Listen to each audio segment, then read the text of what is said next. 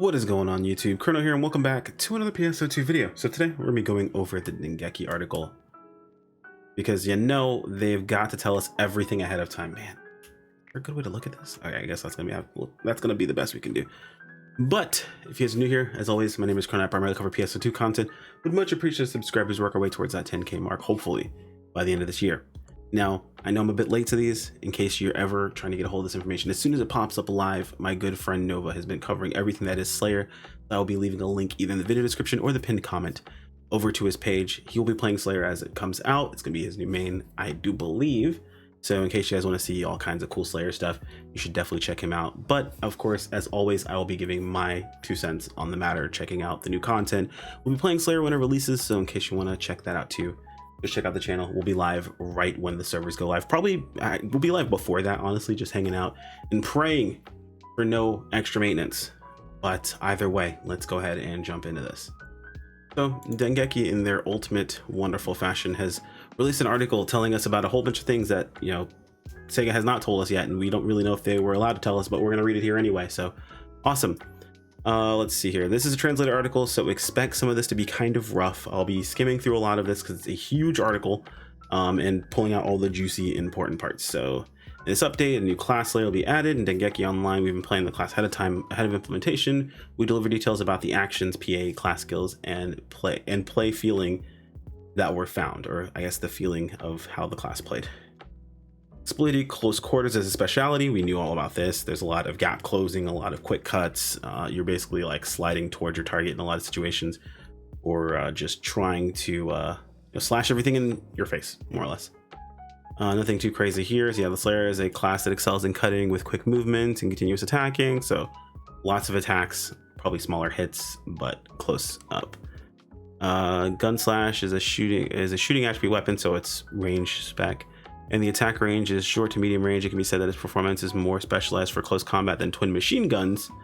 Photon arts and has many similar motions to PSO2's Gunslash, but the sense of speed is closer to raster Gunslash, which is the translation for luster Gunslash of base PSO2 if you never played it.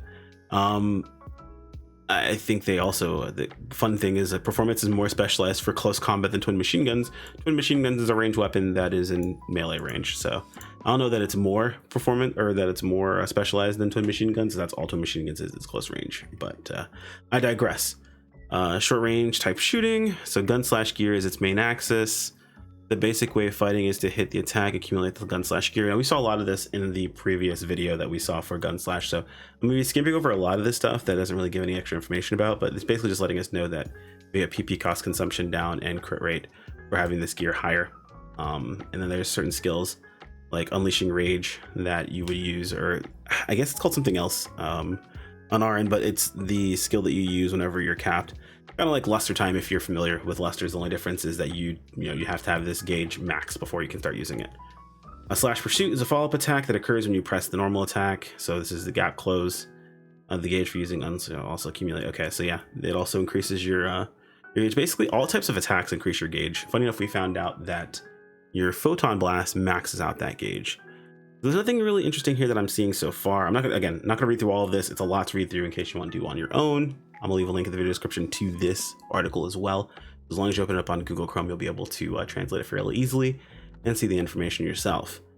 Maxing out your Gunslash gear with these actions, you can use the Gunslash gear overdrive, which is what we talked about. During the effective time, the effective Gunslash gear increases, so it's overcap basically. It's called overdrive. And then using it before it wears out does a bunch of damage, so super awesome. Cycling and maxing Gunslash gear and then using Gunslash overdrive is how Slayer fights. Now there is a cooldown on Gunslash overdrive. I believe it was 90 seconds. So the idea is that you want to get your Gunslash gear maxed out, use it over the course of this cooldown, pop it, use the cooldown, and cycle. So roughly it'll end up being, I believe Gunslash gear is up for 30 seconds, either 30 or 20. So you're looking at a 120 second or 110 second rotation where you're popping Gunslash gear overdrive, you're building up Gunslash gear to its max, you're popping the overdrive, you're using it until it goes all the way down, expending it for its damage, then you've got 90 seconds of time to just fill while you are trying to either get your Gunslash gear maxed or you're trying to keep it maxed out for the time frame that you're fighting. So either way, nothing too crazy going on there, nothing too groundbreaking that we can see here at least. Nothing new, nothing new. Talking about the second stage of attack, nothing new, nothing new. There are stay arts and move arts. So this is something I mentioned in the previous video as well. You got 4 PAs where if you press nothing during the PA itself, no movement whatsoever, you get one version of the PA. If you press a movement key, you get a different version of the PA. So something to keep in mind. This also works with its weapon action. Its weapon action just has a slash in front of it that will parry an attack. Then if you use your movement key, you can slash to one side, slash the other. I believe you can also slash backwards. I'm not sure about that one. Now you can slash left and right. Again, they just show us some more pictures. A lot of the stuff you can see really well in the previous video, so I would check that out. But here it's mostly going to be the same stuff. All right, so moving on, they talk about, yeah, again, more Gunslash moves. They show these off. Again, I would much rather you guys check out the previous video where you can see this a bit better, but they're just going over each of the PAs, talking about what they do and showing screenshots of them. A lot of this information you can see better in that video. So looking for anything that isn't shown here. So let's see. Class skill emphasizes critical. This might be interesting. So let's see. Slayer's class skills are mostly Gunslash related and critical related since Unleash, Rage, and Gunslash Overdrive, which are the pillars of fighting, are exclusive to the main class, so we know that much. Subclasses will often use them for critical purposes. Gunslash gear accumulate the gear gauge by hitting enemies. Depending upon the level of gauge, attack power increases, PP consumption decreases, PP recovery increases when attacking. If you don't hit an enemy for a certain amount of time, the gear will reset for Gunslash only. However, this doesn't say main class only. Hold on. So Gunslash Gear Overdrive and Unleash Rage are main class skills, but Gunslash Gear is not. So that's interesting. Huh. Gotta love living under an airport. You guys can probably hear that. I'm not sure if you can, but apologies if you're able to. Anyway. Critical up, critical rate increases. I guess this is just directly off the skill tree, so this is cool. Gallant attack crit up. When attacking a boss enemy, the crit rate increases. Okay, and it doesn't say main class, so critical hit PP gain. When a critical hit occurs, PP is recovered with a certain probability. Oh my god. Yeah, it is a crit meta, boys. Short range, hot road. Normal attacks deal more damage when hitting enemies at close range with a Gunslash. Charge enemies by pressing the weapon action button at a specific timing after a charge normal attack for Gunslash only. Okay. Gunslash Gear Overdrive. So when at maximum, consumes all the gear, increases the effect for the Gunslash gear for a certain period of time. Use it again while the skill is active to release a powerful blow. It's main class and Gunslash only. So that's why you can tell these skills are not main class specific. Is they don't tell us, like they're specifically telling us when it's main class and Gunslash only. They're basically just pulling these directly from the game is what I imagine, because they're pulling it in the same way, the little asterisk and everything. So that's pretty cool. Gunslash Gear Amplify. Gunslash gear gauge accumulation increases until the gear gauge level reaches 1.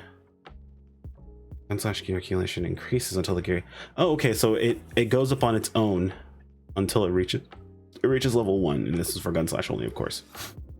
Gunslash gear reset PP gain. When the Gunslash gear is reset, PP is recovered according to the stage of the Gunslash gear. Okay, so this is basically exactly like Voltage was from Luster, so nice. Gunslash gear critical rate, or sorry, Gunslash gear critical up. Critical occurrence rate increases accordance to the gear gauge as gear gauge stage of Gunslash gear. During the Gunslash Overdrive, the effect is the same as when gear is maxed. That's for main class only. Okay. After activating a slug shot, PA shoot a short distance by pressing the normal attack button. For Gunslash only, it looks like they didn't include the name of the skill, or this is all under the same skill, I'm not sure. Pressing normal attack button at a specific timing while the slash PA is active, an additional attack will occur only for Gunslash. Okay, so they just didn't include the name of the skill here, because I know that's a different skill. Unleash Rage attack, or PA and slash attacks consume accumulated gauge. Okay, so Unleash Rage is what it is, not too bad. Slash counter, a counter is generated by performing a normal attack or weapon action. When successfully nullifying an attack with a weapon action, the attack behavior differs between normal attacks and weapon actions for Gunslash. So yeah, so slash counter, this is actually something that I had a conversation with a friend of mine about a while back when we were talking about how the counter works very similar to two classes that currently exist, right? To Braver as well as Fighter. And the argument was that this wasn't similar to Braver because Braver presses weapon action and they negate damage and deal counter damage immediately. Slash counter slashes your sword, which negates damage and deals damage immediately. The only difference is that Braver's is ranged immediately in front of them.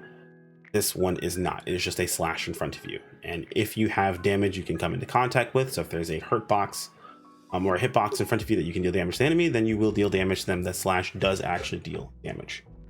Then you have the follow-up, similar to Braver as well as similar to Fighter, where Fighter has the option of hitting normal attack or weapon action, and they do two different things.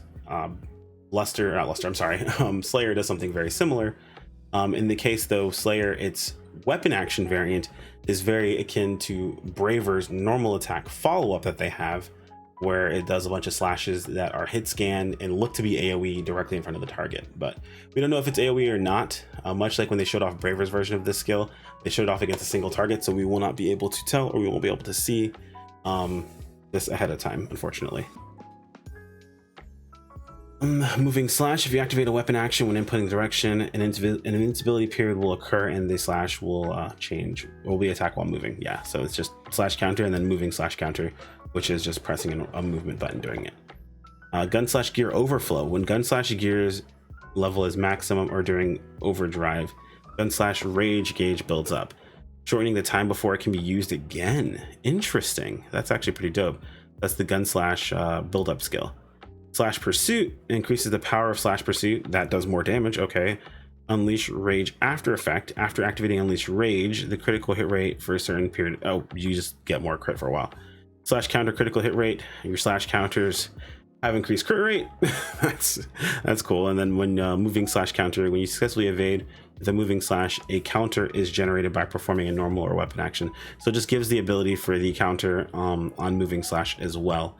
Looks like they made it a separate skill for some reason. Stella's play report. The newly added Slayer class feels similar to that of PSO2's Raster in terms of using different stay arts and move arts. However, the roles play completely different, whereas Raster was an all-purpose class that would freely move about, and Slayer is a shooting class that specializes in close combat. Raster was an all-purpose class that could freely move in and out. I don't know what they mean by this. It wasn't really all-purpose. It was also shooting class that specialized in close combat. I had a bit of range, realistically, I guess, with Baron style and being able to use null style to be able to just shoot from a little bit more range, but its primary goal and focus was close range combat.